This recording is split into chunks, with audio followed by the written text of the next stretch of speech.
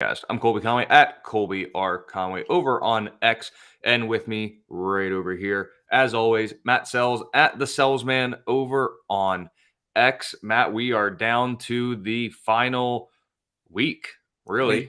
Final Yes. week of the Major League Baseball season. It seems just a little bit ago we were talking about sleepers and busts for the 2023 fantasy season and looking at the numbers in the beginning, then the trade deadline, then the Super 2 with all the prospects. Actually, we had some prospects kind of mixed in throughout the whole season, but it's crazy that we are coming down to the end here for both fantasy baseball season, if your league already isn't over, as well as the regular season. But before we get into today's talking points, how are you doing? I'm good. I just now realized that if you're watching the video on this, I kind of blend in with the background because I'm wearing a Chiefs shirt, so it kind of blends in. But I'm good. We got fall here in the Midwest, so cooler temps, fun times. I was able to grill pretty much all weekend, so I'm good. My teams have long been out of it, so I don't have a lot of stress this week. My wife, though, her adopted favorite team is just stressing her like no end. The Arizona Diamondbacks they're trying to fulfill my promise. I told her in June they were going to make the playoffs. Then I told her in July when they decided not to win games that they were going to make the playoffs. And right now, they're holding up their end of the bargain. But there's a week left and 6 teams are vying for 3 spots in the NL. So we'll see. A lot can happen here in the final week, both in reality and in fantasy. And let's kind of just use that. I was going to talk about the AL first, but you kind of segued it right into the National League. So let's kind of look at the NL. So obviously we know, Atlanta, division clinched. Yes. Dodgers, division clinched. Milwaukee, playoff berth clinched. Correct. Technically, the NL Central still up for grabs there. But, Matt, as we see here in this wild card race, Philly, you never know what can happen. They have a pretty good hold, at least on one of the spots. They got a pretty good hold. I mean, mathematically, they technically haven't locked it up. So there is a chance per Dumb and Dumber. So you're telling me there's a chance. Yeah. Then you got Arizona, Cubs, Miami, and Cincinnati all within 2 wins of one another. So obviously you had said that Arizona is going to make it. So you're kind of holding to that one. So let me just ask you this. Cubs, Marlins, Reds, and technically, I guess mathematically speaking, Padres and Giants as well. Who do you think gets the last wild card spot? I think it's the Cubs. I think the Cubs make it. I think the Marlins fall just a tad short, whether it be pitching down the stretch or offense kind of going hot and cold a little bit. Not to mention they got to face the Phillies. So that's a little bit, they're getting a preview of the playoffs here. Yeah, I think it's the Cubs that make it. I think it's the Diamondbacks and Cubs that are going to finish it off. I think the Giants finish just short. The Reds, it's been a valiant effort, but I also think that their pitching is kind of falling off a table. And another guy we'll talk about in a little bit, kind of falling, a little bit. So yeah, I would go D-backs Cubs is who I would think for the last 2 spots. Has it been too little too late for the Padres? Obviously, they're on a nice little run now, but, I mean, it's one of those things Yeah, where that run should have happened in July. Yeah, and despite going 9-1, they get some matchups with the Giants here, so effectively boost their spot, kick the Giants out of basically any contention. But there's only a handful of games left. They got to make up a little ground, and it's crazy to think that despite going 9-1 in their last 10, they're still multiple games out of the back end of the wild card spot. So do you think it's too little too late? Yeah, because the problem for them is that they don't control their own destiny. Like going 9-1 is great, but you also need 5 teams to suck at the same time you're hot. And that's what killed the Diamondbacks earlier this year is that they went downhill while everybody else that they were chasing got hot around the trade deadline, made some moves, whatnot. The Padres just have never found it this year. They're just, I think they're toxic, to be honest. I don't think a lot of their guys get along. Like, we heard reports that Bogarts and Soto are like best friends. Okay, but does Bogarts and Machado get along? Do people like Machado? There's been talk about how their guys are going to get traded like all second half, right? Blake Snell was on the market. There's apparently trade talks about Juan Soto in the offseason for what they could get for one, in his final year before he hits free agency. Josh Hader was dangled as a trade piece too. So I don't think that's good for anybody. Um, but I also wonder if Bob Melvin doesn't necessarily know how to manage into the playoffs. Hmm. Because all of those years working with the A's and just trying to eke by with what they got, and if they get lucky, great. But now he's got a talented roster, and he's actually got to put it to use. I feel like there's a transition period here. Yeah, I think it's fair. They're just a. I think it's too little, too late for them. They have all the talent in the world, but I mean, In your book, are they the most disappointing team of 2023?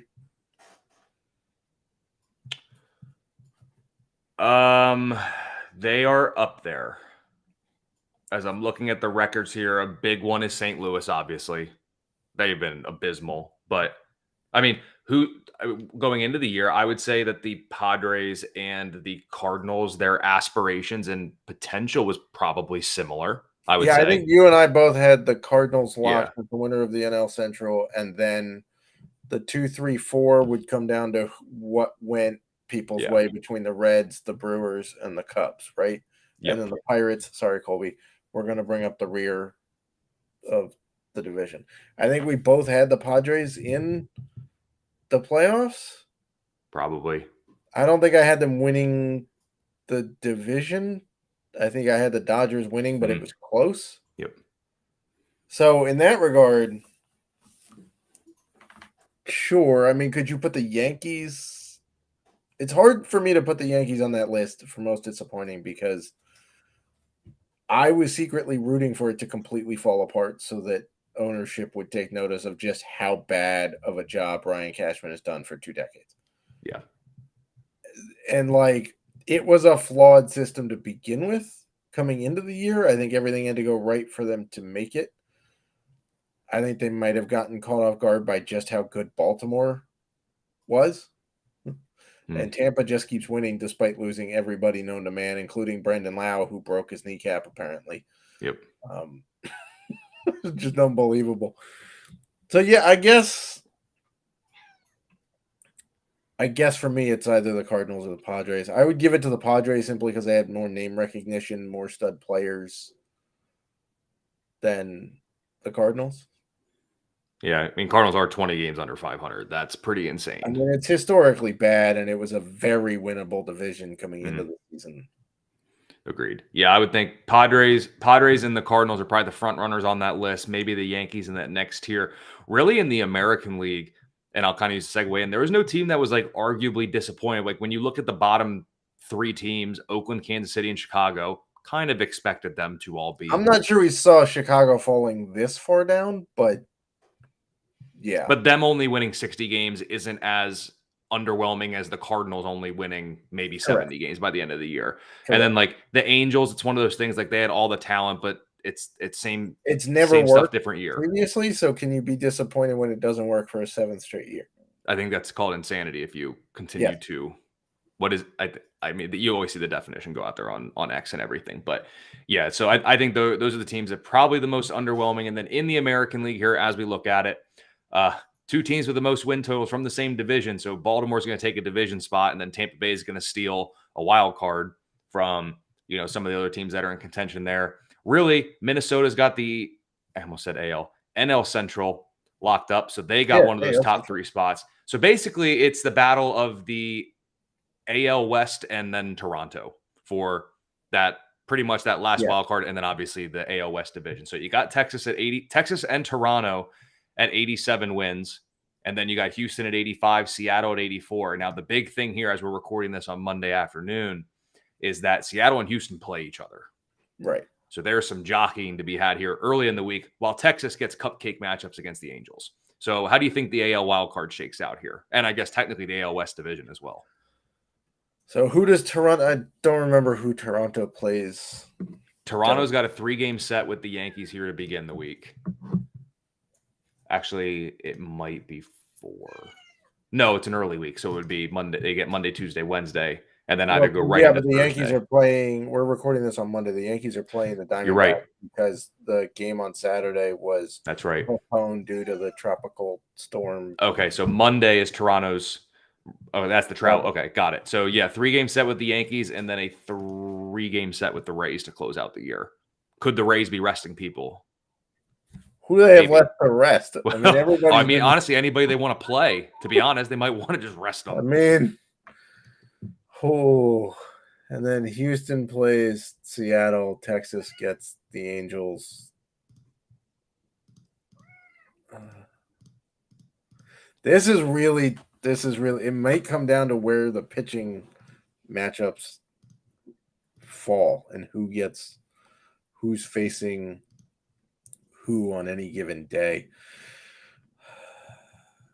My guess would be that Houston pulls it out simply because of their history. My cat is now on my lap if you're watching this.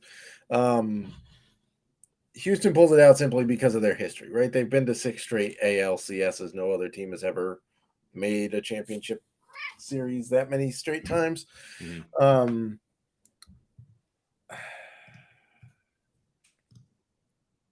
Boy, then the next, can you, like, who are you thinking it is? Because I think Houston pulls it out because they're Houston. And then that leaves you Toronto, Texas, and Seattle, which I feel like are all pretty evenly matched. Yeah. So Toronto gets Yankees and Rays. Texas gets Angels and Seattle. Houston gets Seattle, Arizona. Seattle gets Houston and Texas. And I'm looking at it here just for this Mariners-Astros series. As of right now, as we're recording this, the Monday night game. So if you're listening to this in the past, I guess, Verlander Castillo. That's the Monday night matchup.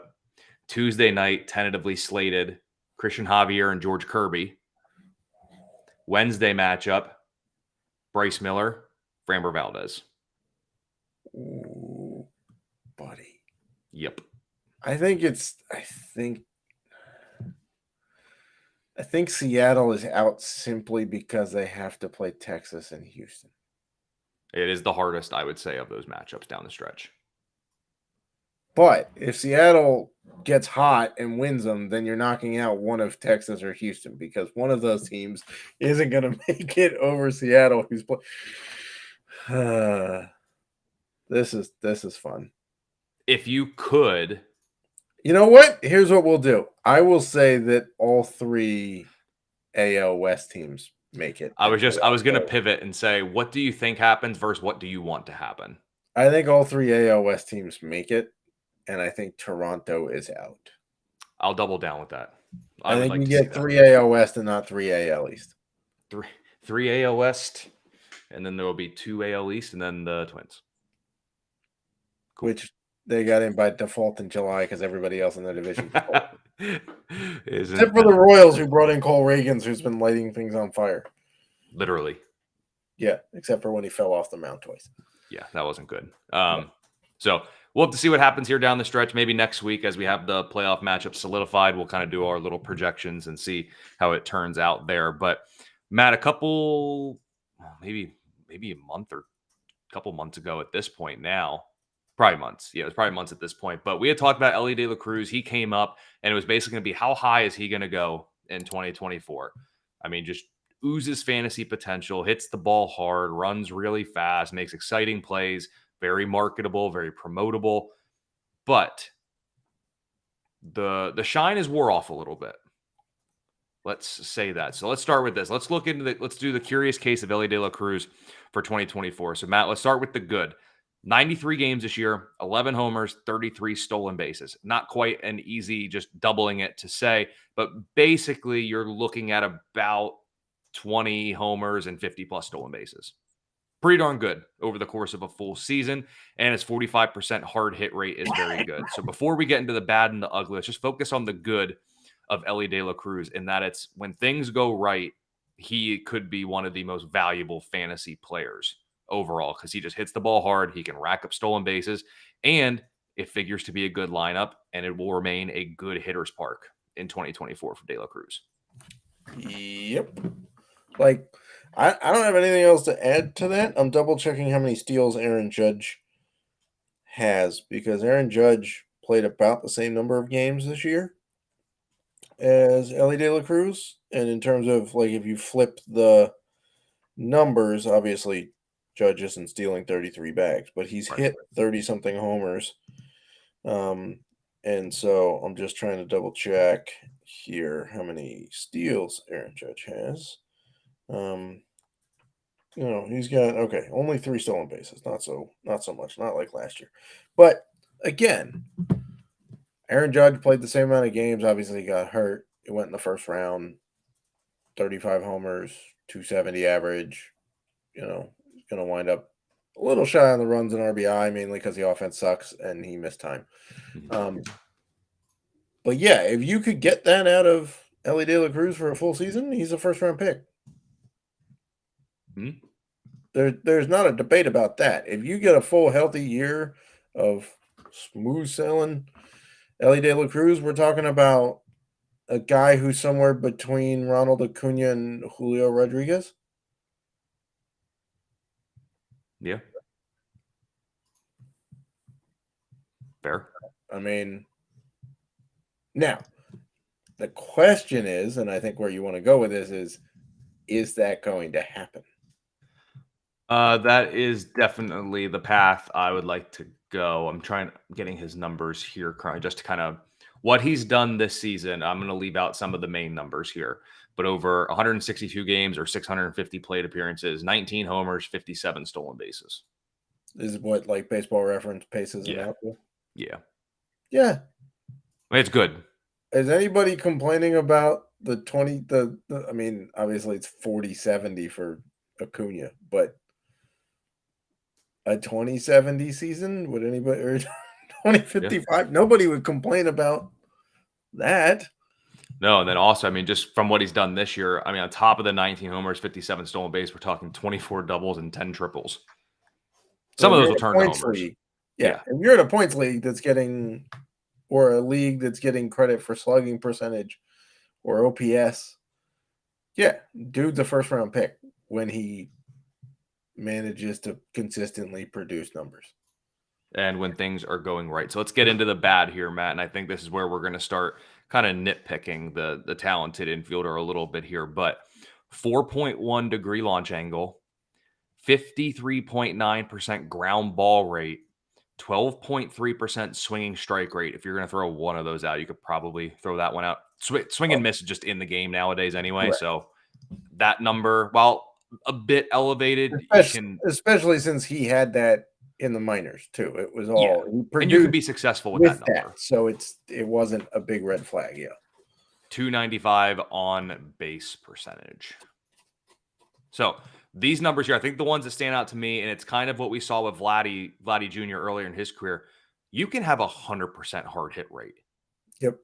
But if it's this, and all you're doing is beating the ground, you're a worm killer per se. You can't hit the ball. You can't hit home runs when you hit the ball on the ground. Correct. Just can't do that. So do you think this is maybe just a matter he could get on first and then steal 3 bases? Well, true. I mean, if anyone, maybe him. But do you think this is something that will come with like maturation and growth? Because I mean, he is barely old enough to drink.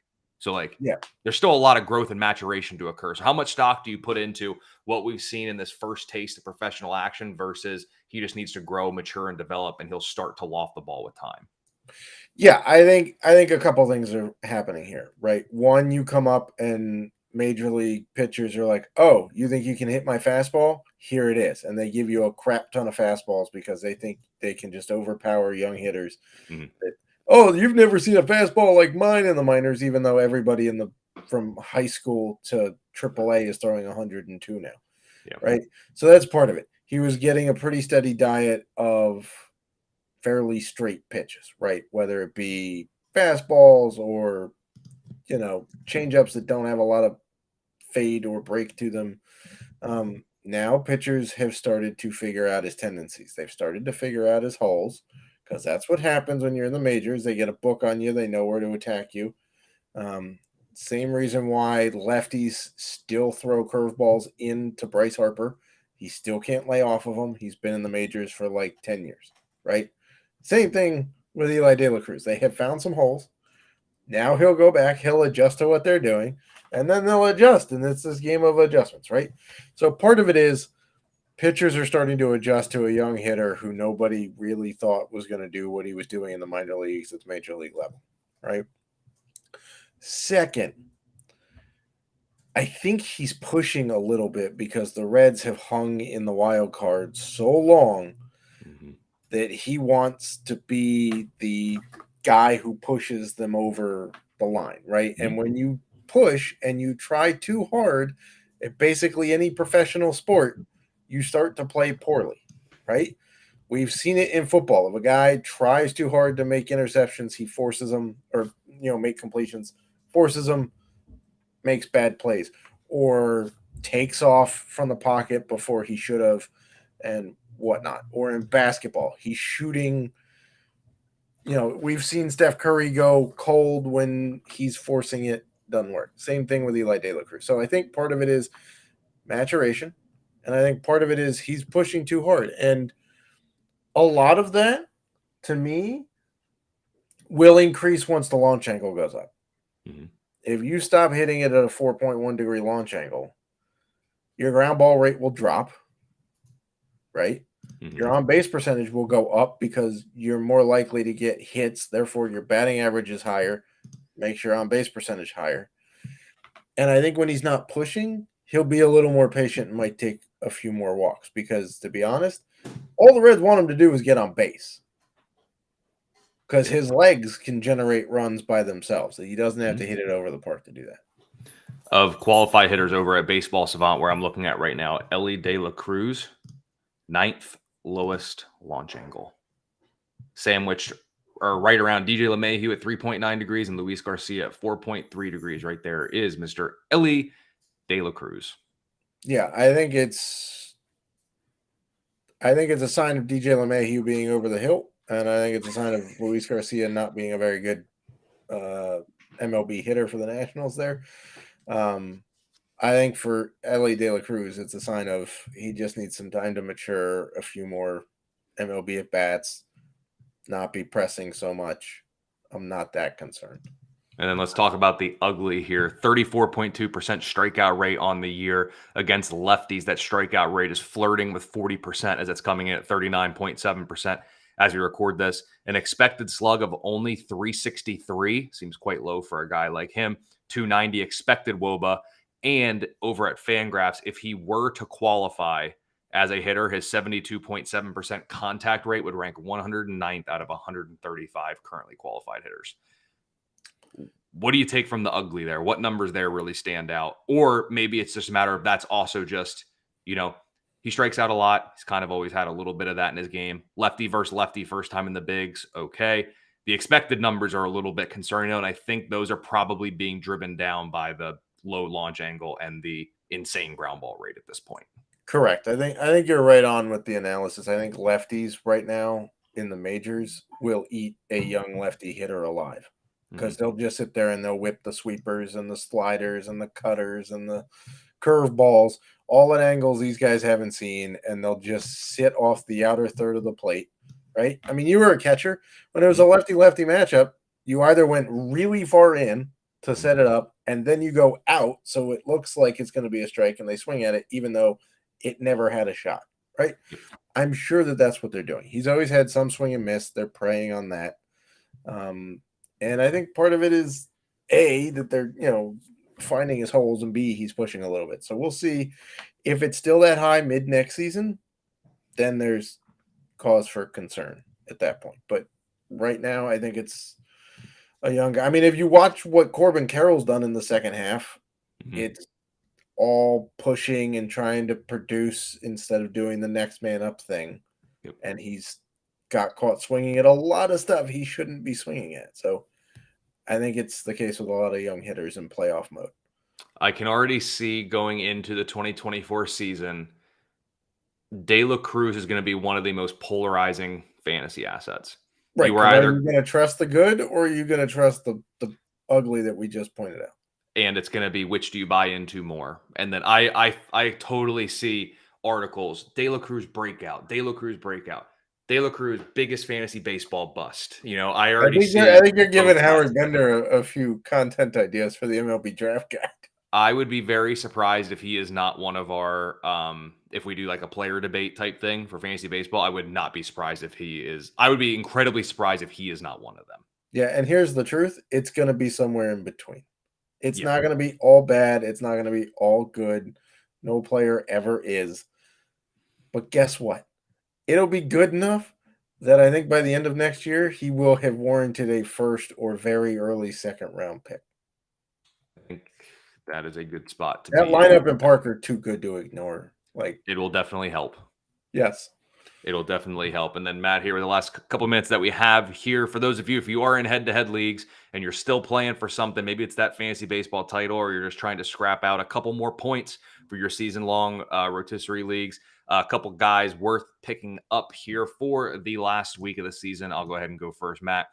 Check out Reese Olson for Detroit. He's got 4 straight quality starts with a 1.40 earned run average and an 18-7 strikeout to walk ratio across 25 and 2/3 innings pitched.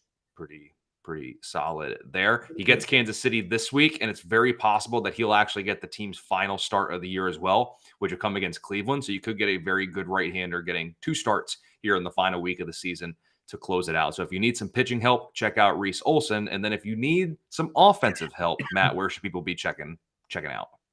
We should go with Colby's team here. The Pirates, they got a couple of guys who are streaking, and with clothes on. Yeah. Jared Triolo, who is a second base, shortstop, third base eligible guy on Fantrax, and Josh Palacios, who's just been killing people recently. He's hitting well over 500 in the last week. He's an outfielder for the Pirates. Both guys are getting decent playing time in the last week. They've both had more than 16 at-bats, which is basically full-time. They're hitting both over 370. They both have multiple homers. They've got handfuls of RBI in the last week. So, they get Philly, Miami, not great, but Miami's pitching is kind of starting to fall off a cliff a little bit. The Phillies bullpen, they've been searching for answers for a little while now. So you can get some decent starts out of those two guys down the stretch. I would agree with that indeed. So if you are fighting for that title, just trying to get a couple more points for your different categories from the rotisserie leagues, trying to bump up a spot or two, check out Reese Olson, Jared Triolo, and Josh Palacios, the latter two being from the 2024 NL Central champion Pittsburgh Pirates. It's not too early to start manifesting that into the ethos, Matt, and might as well start doing it with your Nationals as well. 2024 National League East champions. It's never too early to start manifesting the destiny that you want. I think that's pretty spiritual words to live by here, and pretty motivational for a Monday afternoon or Tuesday evening. Monday maybe listen to this. Yeah, or Tuesday tidbits. Tuesday tidbits, Tuesday diatribes. I mean, that doesn't have the alliteration, but there's a T in there, so it counts. But of course, make sure you go over to fantasyalarm.com. We are in NFL season, but you can get all the great content that we have over there. If you are an NFL DFS player or just fantasy football player in general, you'll get access to everything over there. Be an all-pro subscriber. Come hang out with Matt and I in the Discord. We'll talk shop. I'll tell you why you need to start all of your Texans and everything like that. And then obviously Matt has a Chiefs fan on, or Chiefs shirt on, so he doesn't need to tell you to start Chiefs, because that's basically like common knowledge at this point. But the Chiefs fandom has grown, Matt. So I'm excited for you and the Swifties to come out and be all in this together with the Kansas City Chiefs as they look for a strong 2023 season. But we'll be back next week to break down the MLB postseason. We'll talk matchups, what we're excited to see, our predictions, everything like that. So give me a follow on X at Colby R. Conway. Matt is at the Selz Man on X, and we will see you next week with the newest edition of the Fantasy Alarm Fantasy Baseball Podcast.